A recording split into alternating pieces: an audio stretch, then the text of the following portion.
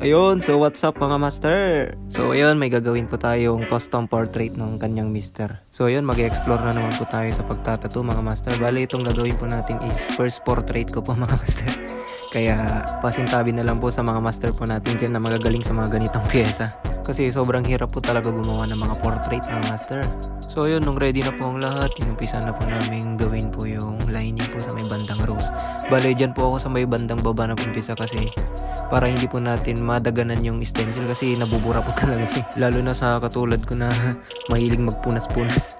So ayun, nung natapos ko na po yung rose, ay inumpisaan ko na rin po yung mga importanteng detalye po dun sa my portrait. Lalo na po yung mga mata, yung mga ilong, yung bunganga. Kasi para sure ball po na hindi na po mabubura yun. Kasi pag wala na pong stencil, mahirap na pong mag-freehand mga master. Baka hindi na magiging kamukha nung reference natin mga master. So ayan na po yung ating progress mga master.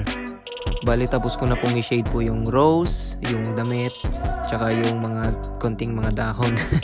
Bali ang kulang na po dyan mga master is yung background, tsaka yung white. So yun na nga, nag-highlights na tayo dito mga master. So dito na napapa-aray si ma'am nun kasi talagang sobrang sakit na nun. Alam ko di po niya natapos yung mga white dito, pero natapos ko naman pong highlightsan yung mga importanteng mga details. Tapos hindi ko rin po siya pwedeng ipilit mga master kasi talagang aray na po si ma'am dyan eh. Kahit sino talaga mga master napapaayaw sa white.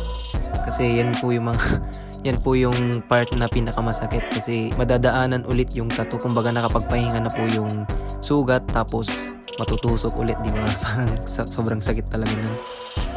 So, bali nung mga time na to, nandyan na po si sir. Bali, pinapanood po niya yung pagkakagawa ng portrait po niya dun sa asawa po niya. Bali, pinapanood po niya yung progress ng tattoo, mga master. So, happy naman po si sir dun sa kanyang portrait. So, ayun, nililinis na po natin yung tattoo dyan, mga master. Bali, kumuha muna ulit ako ng bula dun sa labahan ni Mrs.